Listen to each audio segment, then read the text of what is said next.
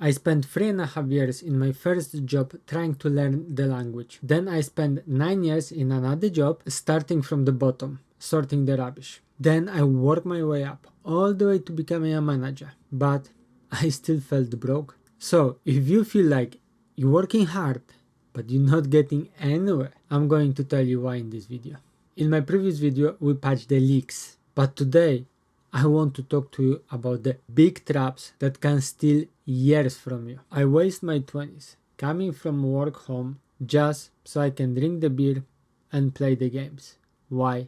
Because it was just easier, and probably I was scared to move. So that's why today I'm gonna be brutally honest with you about the 3 mistakes that cost me a decade of a freedom. The first mistake, I call it a logo trap. I used to buy clothes which can cost way more than my daily wage, just so I can say that, look at that, I have in it. And after that, on my way home, I will open my bank app and I will be starting to count the pennies or whatever is left there, just to see if I will have actually enough money for food till my next payday. I was paying the tax of looking successful, but on the other hand, my bank account was screaming because there was nothing left there. So you don't need to look rich, you need to be free. The second mistake, I call it the safety illusion and the ceiling. I stayed in my second job for almost a decade.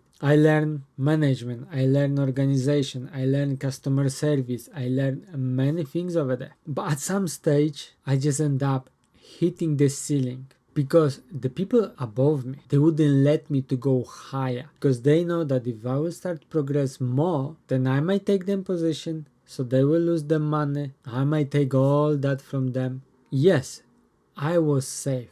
They make me to feel safe, but at the same time, I just hit the ceiling. I couldn't go more than that. And I can only blame myself, because I was the one who was scared after work to go and learn some new skill, to progress in life, to try something different. I just prefer the safetiness. The most expensive stuff in your 20s is your safetiness. And the third mistake, I call it friend or a circle you are around. In my example, I had a friend who was very similar to me. We didn't even bother to motivate each other to do nothing else. We didn't even bother to progress, to learn new stuff, to learn new things. We just like our own comfort zone, our beers, our gaming, and so on. And on the other hand, I felt okay. I felt again safe. Up to some level, he was a bit worse than me with money. Because I had £100 and he didn't have nothing,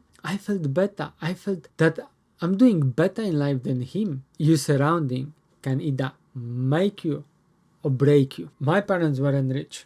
At school, they won't teach you how the money works, how the life looks like. They will be teaching you some stupid formulas, stupid stuff, but at the end of the day, barely you will know how to count your tax or something from on your wages. Schools doesn't teach us about the money and how the money really works in a real life. Remember that if you are the smartest person in your circle, that means that that circle is too small.